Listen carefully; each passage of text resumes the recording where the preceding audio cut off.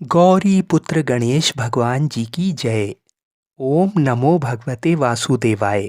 जैसा कि आप सभी लोग जानते हैं कि बृहस्पतिवार का व्रत रखने और इसकी कथा को सुनने से विवाह में आने वाली रुकावटें दूर होती हैं, आर्थिक स्थिति सुधरती है, मान सम्मान, धन विद्या, प्रतिष्ठा मिलती है। सच्चे मन से जो भी इस कथा को सुनता है उसकी सभी मनोकामनाएं पूरी होती हैं। घर में सुख समृद्धि बनी रहती है। बृहस्पतिवार को व्रत रखने से भगवान विष्णु, देवगुरु बृहस्पति और माँ लक्ष्मी की कृपा मिलती है।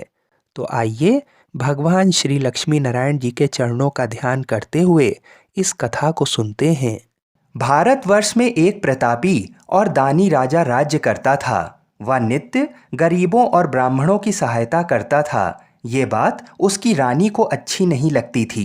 वह न गरीबों को दान देती, न ही भगवान का पूजन करती थी और राजा को भी दान देने से मना किया करती थी।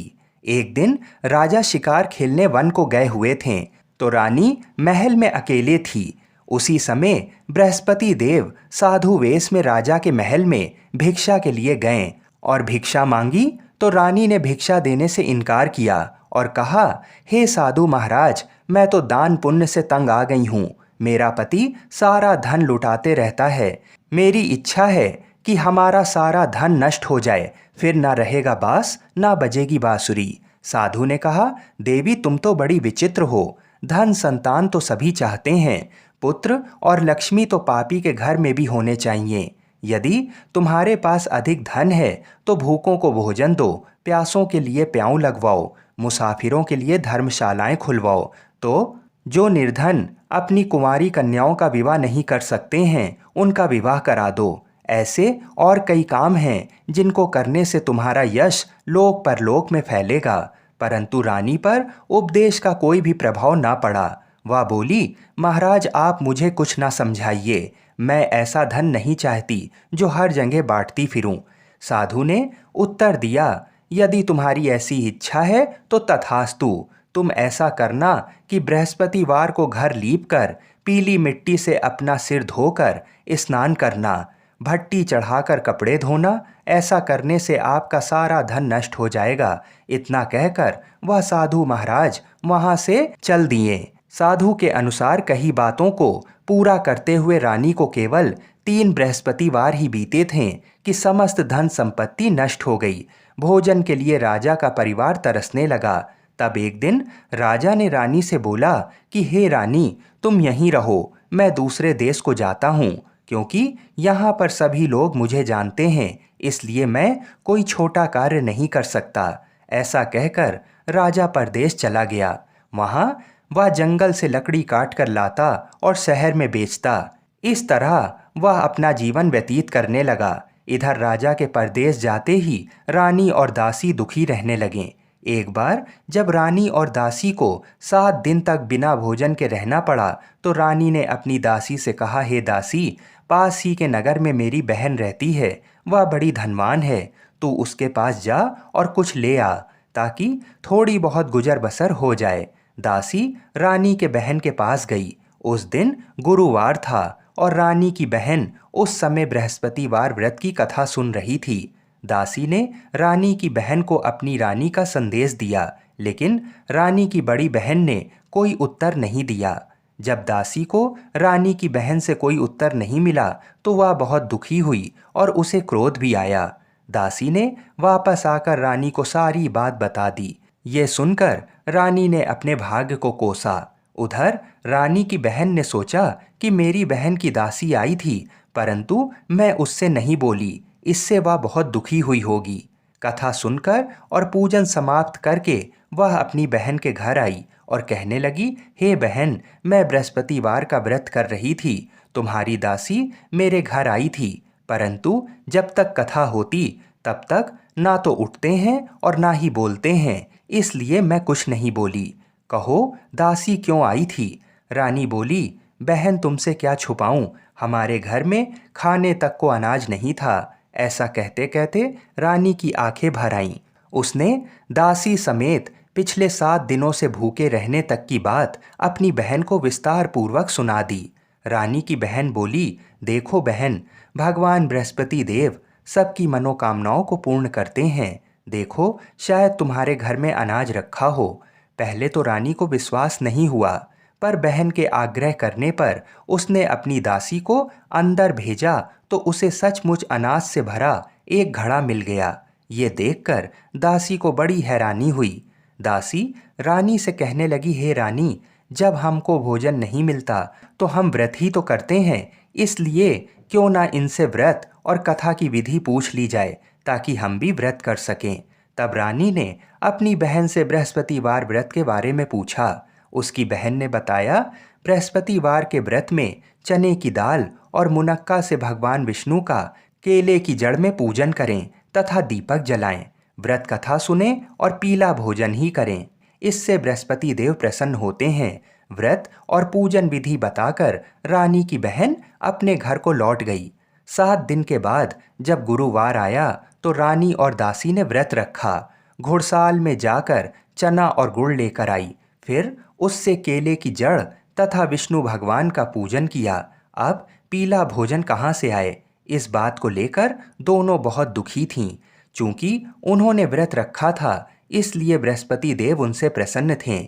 इसलिए वे एक साधारण व्यक्ति का रूप धरकर 2 थालों में सुंदर पीला भोजन दासी को दे गए।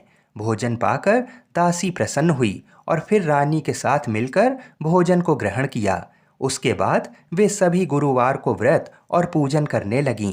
बृहस्पति देव भगवान की कृपा से उनके पास फिर से धन संपत्ति आ गई, परंतु रानी फिर से पहले की तरह आलस्य करने लगी।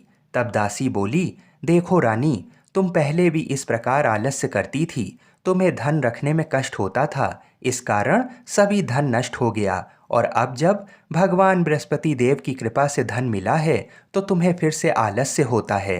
रानी को समझाते हुए दासी कहती है कि बड़ी मुसीबतों के बाद हमने ये धन पाया है, इसलिए हमें दान पुण्य करना चाहिए, भूखे मनुष्यों को भोजन कराना चाहिए और धन को शुभ कार्यों में खर्च करना चाहिए, जिससे तुम्हारे कुल का यश बढ़ेगा, स्वर्ग की प्राप्ति होगी और पितृ प्रसन्न होंगे।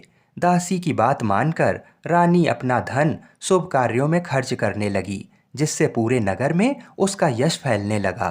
बृहस्पतिवार व्रत कथा के बाद श्रद्धा के साथ आरती की जानी चाहिए। इसके बाद प्रसाद बांटकर उसे ग्रहण करना चाहिए। एक दिन राजा दुखी होकर जंगल में एक पेड़ के नीचे आसन जमाकर बैठ गया। वह अपनी दशा को याद करके व्याकुल होने लगा। बृहस्पतिवार का दिन था। एकाएक उसने देखा कि निर्जन वन में एक साधु प्रकट हुए। वह साधु वेश में स्वयं बृहस्पति देवता थे। लकड़हारे के सामने जाकर बोले, हे लकड़हारे, इस सुनसान जंगल में तू चिंता मग्न क्यों बैठा है? लकड़हारे ने दोनों हाथ जोड़कर प्रणाम किया और उत्तर दिया, महात्मा जी, आप सब कुछ जानते हैं, मैं क्या कहूँ। ये कहकर रोने लगा और साधु को अपनी आत्मकथा सुनाई। महात्मा जी ने कहा, तुम्हारी स्त्री ने बृहस्पति के दिन बृहस्पति भगवान का निरादर किया है, जिसके कारण रुष्ट होकर उन्होंने तुम्हारी ये दशा कर दी है। अब तुम चिंता को दूर करके मेरे कहने पर चलो तो तुम्हारे सब कष्ट दूर हो जाएंगे और भगवान पहले से भी अधिक संपत्ति तुम्हें देंगे। तुम बृहस्पति के दिन कथा किया करो। 2 पैसे के चने मुनक्का लाकर उसका प्रसाद बनाओ और शुद्ध जल से लोटे में शक्कर मिलाकर अमृत तैयार करो। कथा के पश्चात अपने सारे परिवार और सुनने वाले प्रेमियों में अमृत व प्रसाद बांटकर आप भी ग्रहण करो। ऐसा करने से भगवान तुम्हारी सब मनोकामनाएं पूरी करेंगे। साधु के ऐसे वचन सुनकर लकड़हारा बोला, हे प्रभु, मुझे लकड़ी बेचकर इतना पैसा नहीं मिलता जिससे भोजन के उपरांत कुछ बचा सकूं। मैंने रात्रि में अपनी स्त्री को व्याकुल देखा है। मेरे पास कुछ भी नहीं जिससे मैं उसकी खबर मंगा सकूं। साधु ने कहा, हे लकड़हारे, तुम किसी बात की चिंता मत करो। बृहस्पति के दिन तुम रोजाना की तरह लकड़ियां लेकर शहर को जाओ। तुमको रोज से दुगना धन प्राप्त होगा, जिससे तुम भली भांति भोजन कर लोगे तथा बृहस्पति देव की पूजा का सामान भी आ जाएगा। इतना कहकर साधु अंतर ध्यान हो गए। धीरे धीरे समय व्यतीत होने पर फिर वही बृहस्पतिवार का दिन आया। लकड़हारा जंगल से लकड़ी काटकर किसी शहर में बेचने गया। उसे उस दिन और दिन से अधिक पैसा मिला। राजा ने चना गुड़ आदि लाकर गुरुवार का व्रत किया। उस दिन से उसके सभी कलेश दूर हुए। परंतु जब दोबारा गुरुवार का दिन आया तो बृहस्पतिवार का व्रत करना भूल गया। इस कारण बृहस्पति भगवान नाराज हो गए। उस दिन उस नगर के राजा ने विशाल यज्ञ का आयोजन किया तथा शहर में ये घोषणा करा दी कि कोई भी मनुष्य अपने घर में भोजन ना बनावे, ना आग जलावे, समस्त जनता मेरे यहाँ भोजन करने आए। इस आज्ञा को जो नहीं मानेगा उसे फांसी की सजा दी जाएगी। इस तरह की घोषणा संपूर्ण नगर में करवा दी गई। राजा की आज्ञा अनुसार शहर के सभी लोग राजा की आज्ञा अनुसार शहर के सभी लोग भोजन करने गए, लेकिन लकड़हारा कुछ देर से पहुंचा। इसलिए राजा उसको अपने साथ घर लिवा ले गए और वहां ले जाकर भोजन करा रहे थे तो रानी की दृष्टि उस खूंटी पर पड़ी जिस पर उसका हार लटका हुआ था। वह वहां पर दिखाई नहीं दिया। रानी ने निश्चय किया कि मेरा हार इस मनुष्य ने चुरा लिया है। उसी समय सिपाहियों को बुलाकर उसको कारागार में डलवा दिया। जब लकड़हारा कारागार में पड़ गया और बहुत दुखी होकर विचार करने लगा कि ना जाने कौन से पूर्व जन्म के कर्म से मुझे ये दुख प्राप्त हुआ है, और उसी साधु को याद करने लगा जो कि जंगल में मिला था। उसी समय तत्काल बृहस्पति देव साधु के रूप में प्रकट हुए और उसकी दशा को देखकर कहने लगे, अरे मूर्ख, तूने बृहस्पति देव की कथा नहीं करी, इस कारण तुझे दुख प्राप्त हुआ है। अब चिंता मत कर, बृहस्पतिवार के दिन कारागार के दरवाजे पर 4 पैसे पड़े मिलेंगे। उनसे तू बृहस्पति देव की पूजा करना, तेरे सभी कष्ट दूर हो जाएंगे। बृहस्पति के दिन उसे 4 पैसे मिले। लकड़हारे ने कथा कही। उसी रात्रि को बृहस्पति देव ने उस नगर के राजा को स्वप्न में कहा, हे राजा, तूने जिस आदमी को कारागार में बंद कर दिया है वह निर्दोष है, वह राजा है, उसे छोड़ देना। रानी का हार उस खूंटी पर लटका है। अगर तू ऐसा नहीं करेगा तो मैं तेरे राज्य को नष्ट कर दूंगा। इस तरह रात्रि के स्वप्न को देखकर राजा प्रातःकाल उठा और खूंटी पर हार देखकर लकड़हारे को बुलाकर क्षमा मांगी तथा लकड़हारे को योग्य सुंदर वस्त्र आभूषण देकर विदा कर दिया। बृहस्पति देव की आज्ञा अनुसार लकड़हारा अपने नगर को चल दिया। राजा जब अपने नगर के निकट पहुंचा तो उसे बड़ा आश्चर्य हुआ। नगर में पहले से अधिक बाग, तालाब, कुएं तथा बहुत सी धर्मशाला, मंदिर आदि बन गए थे। राजा ने पूछा कि ये किसका बाग है और धर्मशाला किसकी है। तब नगर के सब लोग कहने लगे, ये सब रानी और बांदी के हैं। तो राजा को आश्चर्य हुआ और गुस्सा भी आया।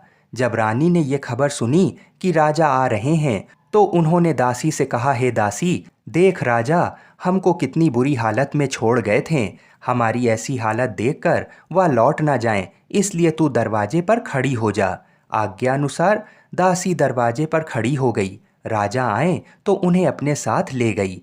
तब राजा ने क्रोध करके अपनी रानी से पूछा कि ये धन तुम्हें कैसे प्राप्त हुआ। तब उन्होंने कहा कि हमें ये सब धन बृहस्पति देव के इस व्रत के प्रभाव से प्राप्त हुआ है। राजा ने निश्चय किया कि 7 रोज बाद तो सभी बृहस्पति देव का पूजन करते हैं, परंतु मैं प्रतिदिन दिन में 3 बार कहानी तथा रोज व्रत किया करूँगा। अब हर समय राजा के दुपट्टे में चने की दाल बंधी रहती तथा दिन में 3 बार कहानी कहता। एक रोज राजा ने विचार किया कि चलो अपनी बहन के यहाँ हो आएं।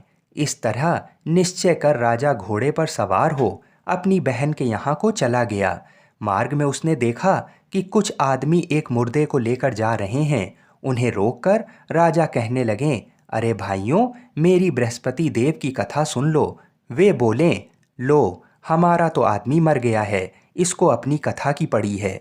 परंतु कुछ आदमी बोले, अच्छा कहो, हम तुम्हारी कथा भी सुनेंगे। राजा ने दाल निकाली और जब कथा आधी हुई थी कि मुर्दा हिलने लगा, और जब कथा समाप्त हो गई तो राम राम करके मनुष्य उठकर खड़ा हो गया। आगे मार्ग में उसे एक किसान खेत में हल चलाता मिला।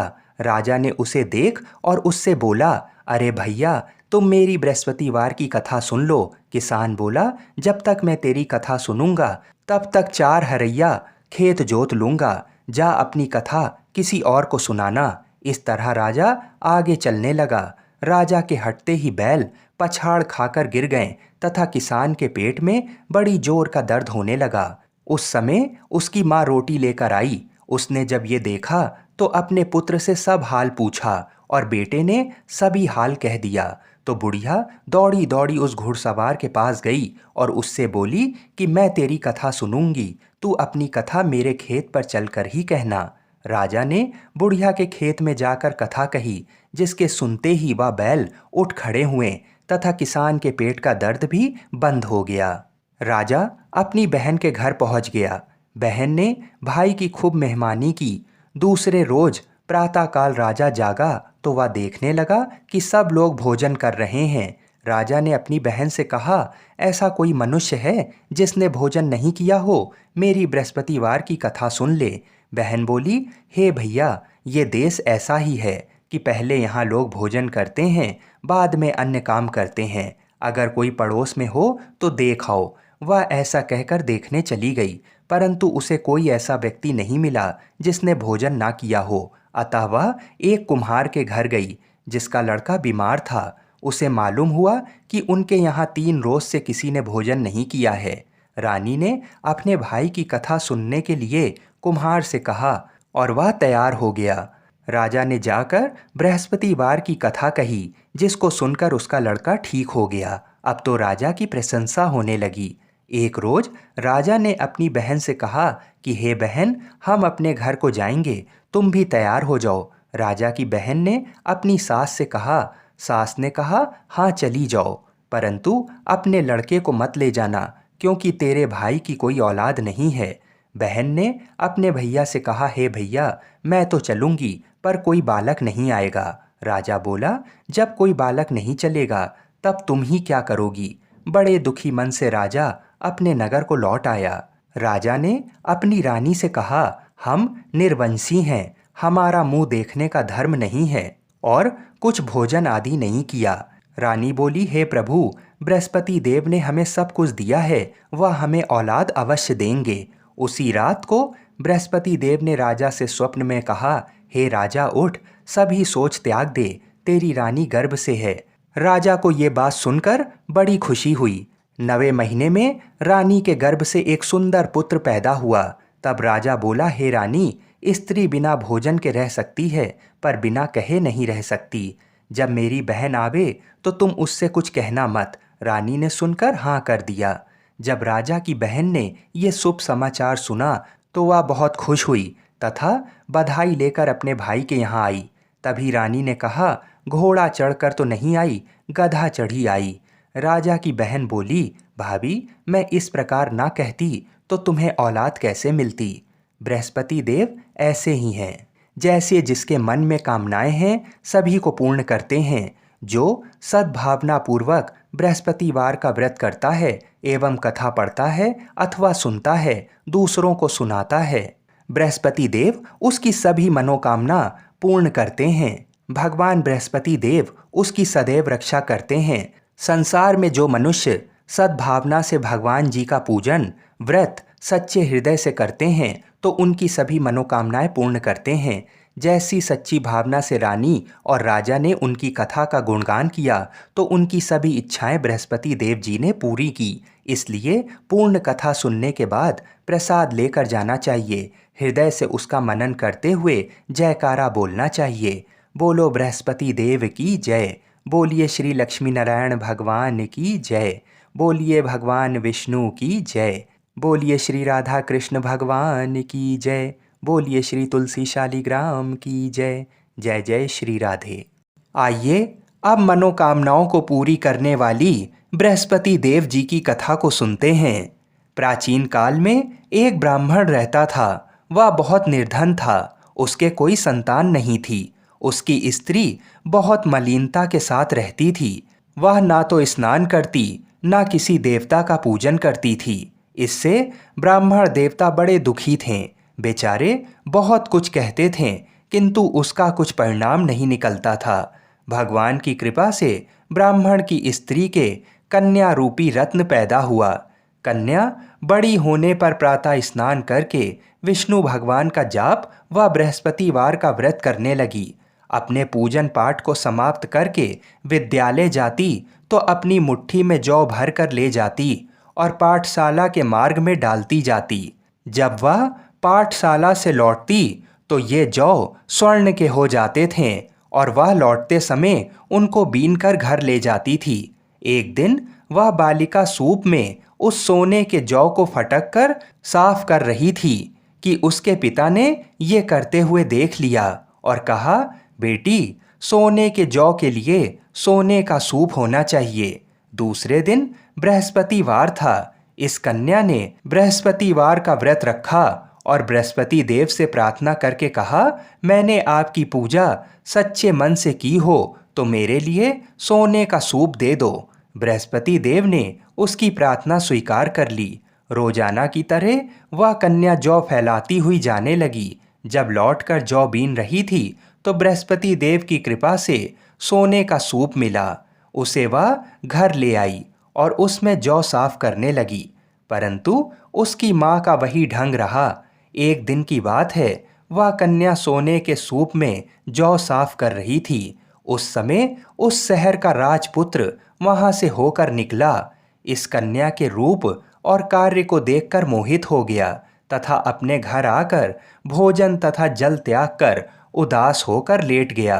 राजा को इस बात का पता लगा तो अपने प्रधानमंत्री के साथ उसके पास गए और बोले, हे बेटा, तुम्हें किस बात का कष्ट है? किसी ने अपमान किया है अथवा और कारण हो सो कहो, मैं वही कार्य करूँगा जिससे तुम्हें प्रसन्नता हो। अपने पिता की राजकुमार ने बातें सुनी तो वह बोला, मुझे आपकी कृपा से किसी बात का दुख और कष्ट नहीं है। किसी ने मेरा अपमान नहीं किया है, परंतु मैं उस लड़की से विवाह करना चाहता हूँ जो सोने के सूप में जौ साफ कर रही थी। ये सुनकर राजा आश्चर्य में पड़ गए और बोले, बेटा, इस तरह की कन्या का पता तुम ही लगाओ, मैं उसके साथ तुम्हारा विवाह अवश्य ही करवा दूंगा। राजकुमार ने उस लड़की के घर का पता बतलाया। तब मंत्री उस लड़की के घर गए और ब्राह्मण देवता को सभी हाल बताया। ब्राह्मण देवता राजकुमार के साथ अपनी कन्या का विवाह करने के लिए तैयार हो गए तथा विधि विधान के अनुसार ब्राह्मण की कन्या का विवाह राजकुमार के साथ हो गया। कन्या के घर से जाते ही पहले की भांति उस ब्राह्मण देवता के घर में गरीबी का निवास हो गया। अब भोजन के लिए भी अन्न बड़ी मुश्किल से मिलता था। एक दिन दुखी होकर ब्राह्मण देवता अपनी पुत्री के पास गए। तब बेटी ने पिता की दुखी अवस्था को देखा और अपनी माँ का हाल पूछा। तब ब्राह्मण ने पूरा हाल बता दिया। कन्या ने बहुत सा धन देकर अपने पिता को अपने घर से विदा कर दिया। इस तरह ब्राह्मण का कुछ समय सुखपूर्वक व्यतीत हुआ। कुछ दिन बाद वह फिर वही हाल का हो गया। ब्राह्मण फिर अपनी कन्या के यहाँ गया और सारा हाल कहा तो लड़की बोली, हे पिताजी, आप माता को यहाँ लिवा लाओ, मैं उसे विधि बता दूंगी जिससे गरीबी दूर हो जाए। वह ब्राह्मण देवता अपनी स्त्री को साथ लेकर पहुँचे तो अपनी माँ को वह लड़की समझाने लगी, हे माँ, तुम प्रातःकाल प्रथम स्नान आदि करके विष्णु भगवान का पूजन करो तो तुम्हारी सब दरिद्रता दूर हो जाएगी। परंतु उसकी माँ ने एक भी बात नहीं मानी और प्रातःकाल उठकर अपनी पुत्री के बच्चों की जूठन को खा लिया। इससे उसकी पुत्री को भी बहुत क्रोध आया और एक रात को कोठरी से सभी सामान निकाल दिया और अपनी माँ को उसमें बंद कर दिया। प्रातःकाल उसे निकाला तथा स्नान आदि करा के पाठ करवाया तो उसकी माँ की बुद्धि ठीक हो गई और फिर प्रत्येक बृहस्पतिवार को व्रत रखने लगी। इस व्रत के प्रभाव से उसके माँ बाप बहुत ही धनवान और पुत्रवान हो गए और बृहस्पति जी के प्रभाव से इस लोक के सुख भोग कर स्वर्ग को प्राप्त हुए। आप सभी लोग बड़ी ही श्रद्धा और प्रेम से बोलिए, विष्णु भगवान की जय। हम ऐसी मंगल कामना करते हैं कि भगवान श्री लक्ष्मी नारायण जी और बृहस्पति देव जी तथा भगवान शिव और माता पार्वती हम सभी की मनोकामनाओं को अवश्य ही पूर्ण करें। हर हर महादेव।